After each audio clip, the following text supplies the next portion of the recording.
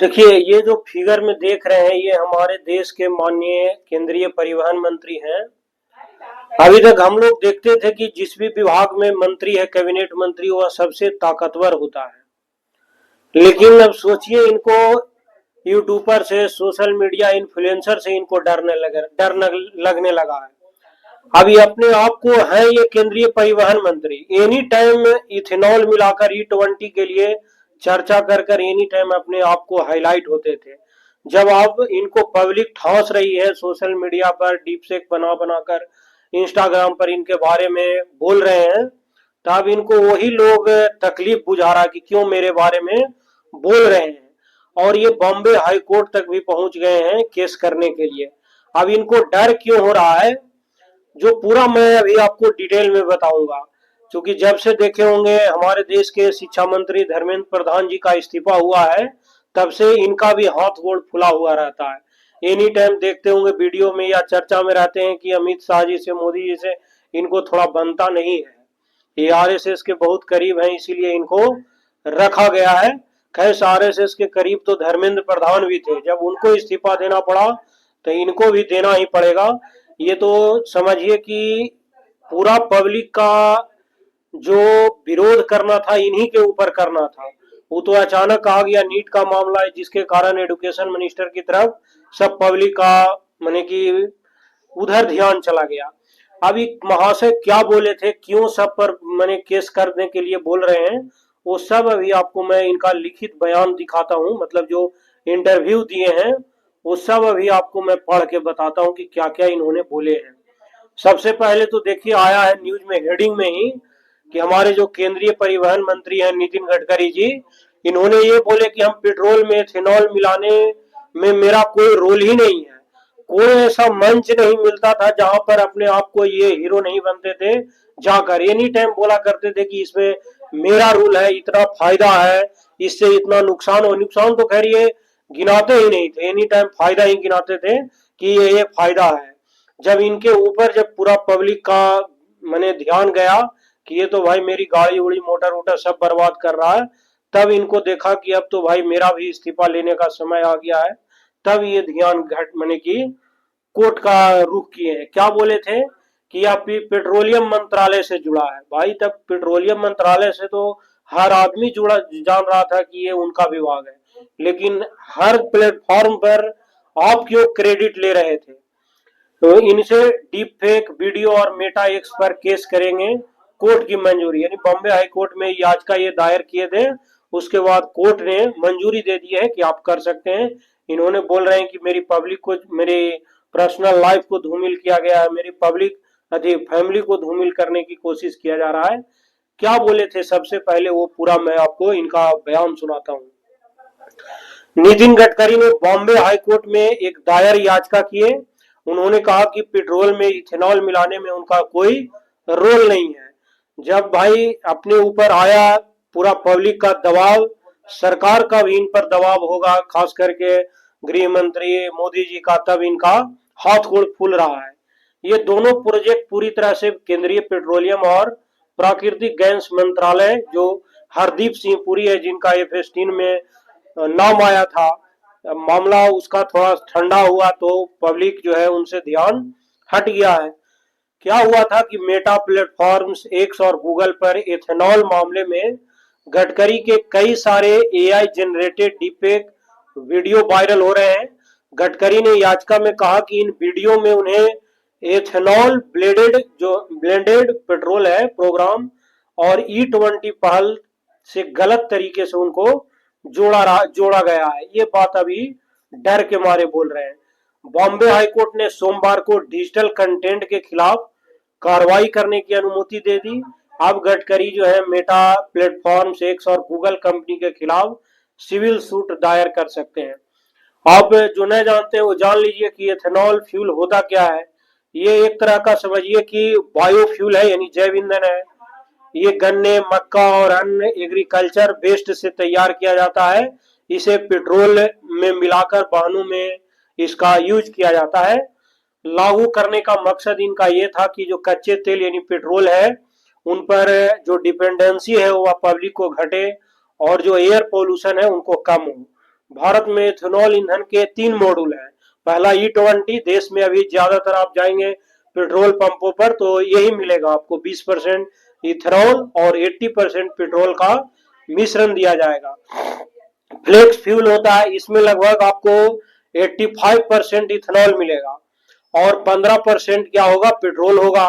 अभी तक आपको दिल्ली और मुंबई जैसे बड़े शहर में फ्लेक्स फ्यूल गाड़ियों के लिए शुरू भी किया गया है। E10 E100 ईंधन ये लगभग 100% शुद्ध माने प्योर इथेनॉल ईंधन होता है। भारत सरकार ने E100 ईंधन के इस्तेमाल के लिए जरूरी रेगुलेशन को औपचारिक मंजूरी दे दी है। अब देखिए इनका थोड़ा सुनिएगा बयान, जो इंटरव्यू दिए हैं वो सब मैं अभी आपको दिखाऊंगा पूरी लिखित तरह से कि क्या क्या इन्होंने बोले थे। भारत में E20 जो पेट्रोल है इसका पूरे इंडिया लेवल पर इनका विरोध क्यों हो रहा है। देखिए मैंने भारत में 20% इथेनॉल और 80% पेट्रोल के मिश्रण का विरोध हो रहा है। खासकर ये है कि 2023 से जितने भी पहले बनी पेट्रोल गाड़ियों के जो मालिक हैं वह ज्यादातर क्या है, परेशान है। उनका ये दावा किया जा रहा है कि फ्यूल से गाड़ियों का माइलेज कम हो रहा है, मेंटेनेंस का खर्च बढ़ रहा है और ईंधन के पार्ट्स जल्दी खराब है। अब देखिए ये खुद सरकार का मानना है कि जो E20 जो मैंने पेट्रोल डलवा रहे हैं उससे 3 से 5% तक माइलेज की कमी आई है, जबकि ये सरकार मान नहीं रही थी। पूरा विरोध हुआ पूरा इंडिया लेवल पर, तब ये इस बात को माने। आप सोचिए कि E20 पेट्रोल दे रहे हैं, 2023 से पहले जो गाड़ी बना हुआ है उनके इंजन उस तरह के कैपेसिटी का बना हुआ नहीं है, जिसके कारण इंजन पर भी हो रहा है। और ये खुद ही बोल रहे हैं कि माइलेज है, मतलब कि आप 100 किलोमीटर का लगभग रेंज में आप गाड़ी चलाइएगा बाइक को तो आपको लगभग 3 से 11 रुपया खर्च एक्स्ट्रा पड़ जाएगा। कार में 20 से 25 रुपया आपको एक्स्ट्रा खर्च पड़ जाएगा। यानी जो जिसका गाड़ी मोटर है उसको तो दोहरी मार हो रहा है, एक तो खराब पेट्रोल ले रहा है जिसके कारण इंजन पर इफेक्ट पड़ रहा है, दूसरा कारण माइलेज कम दे रहा है जिसके कारण एक्स्ट्रा खर्च भी आपको दे रहा है आपको। तो दोनों तरफ से फायदा हो रहा है और पब्लिक दोनों तरफ से उसको नुकसान हो रहा है। अब एथेनॉल ब्लेंडिंग होता क्या है, तो ये मैं बता दिया हूं कि जो पेट्रोल में एक खास तरह का अल्कोहल यानी एथेनॉल मिलाना ही एथेनॉल ब्लेंडिंग कहलाती है। किसी तरह की ब्लेंडिंग, कितनी तरह की ब्लेंडिंग होती है, जैसे E10 होता है, E20 और E85। E85 का मतलब ये हुआ कि पेट्रोल में 85% इथेनॉल होगा। E20 का मतलब ये हुआ पेट्रोल में 20% इथेनॉल और E10 का मतलब ये हुआ पेट्रोल में 10% इथेनॉल पाया जाएगा। भारत में इसका इस्तेमाल कैसे हो रहा है, 2013 और 14 के दौरान पेट्रोल में सिर्फ 1.5% इथेनॉल मिलाया जा रहा है। 2022 में ही 10% इथेनॉल मिलाने का टारगेट समय से पहले ही पूरा कर लिया गया था। नया टारगेट ये था कि सरकार को टारगेट 2025-26 तक पेट्रोल में 20% इथेनॉल ब्लेंडिंग को पूरे इंडिया में लागू कराना था और देश के हजारों पेट्रोल पंपों पर अभी 20% ईंधन मिलने लगा है। अब कोई ऐसा पेट्रोल टंकी नहीं है जहां ये ना मिलता है और शुद्ध प्योर आप पेट्रोल लेंगे तो 168 रुपये पर लीटर के भाव से बेचा जा रहा है। ये इन्हीं महाशय का कहना था कि यदि आप शुद्ध लेंगे तो हम 168 रुपये देंगे। सरकार ऐसी गाड़ियां लाने पर भी जोर दे रही है जो 100% इथेनॉल पर भी चल सके। जैसे मारुति से बात किया गया है, टोयोटा टाटा जैसी कंपनियां इसके साथ प्रोटोटाइप पेश कर चुकी है।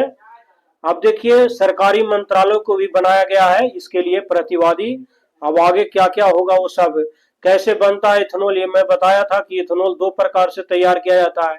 एक तो फर्स्ट जनरेशन इथेनॉल जिसमें गन्ने का वेस्टेज, चुकंदर का वेस्टेज, आलू का वेस्टेज, ज्वार का वेस्टेज, इसके फर्मेंटेशन कर कर इथेनॉल बनाया जाता है। दूसरा सेकंड जनरेशन चावल का वेस्टेज, गेहूं का वेस्टेज, भुट्टा का वेस्टेज और बांस का वेस्टेज, और ये सब का फर्मेंटेशन कर कर इथेनॉल बनाया जाता है।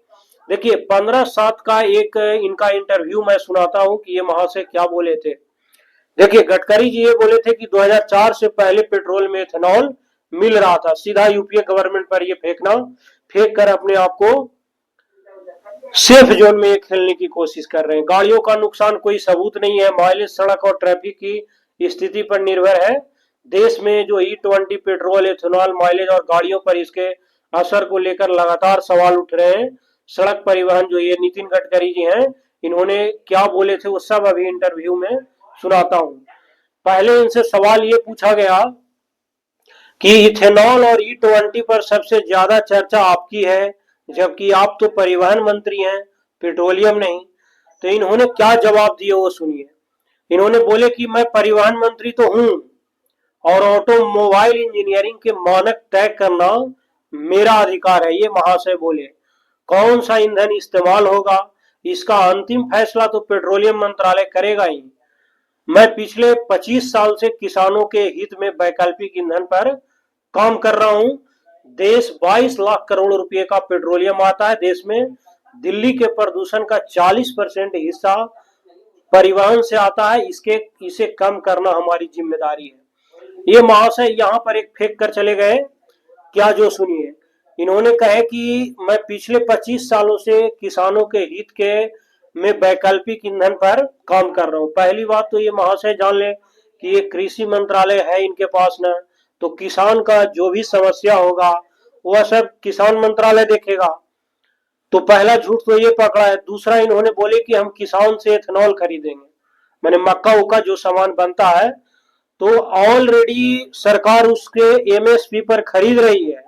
यदि कोई किसान इथेनॉल बनाएगा तो आपकी पुलिस जाकर उसको धर पकड़ करेगी, जेल भेज देगी, बनाने नहीं देगी। और जबकि किसान से आप एमएसपी से ज्यादा उससे खरीद भी नहीं रहे हैं, एमएसपी पर तो सरकार ऑलरेडी खरीद ही रहा है। तो ये महाशय ये बात फेंक कर आगे निकल गए। दूसरा इनसे ये पूछा गया कि E20 के लिए जरूरी इथेनॉल हम बना पा रहे हैं।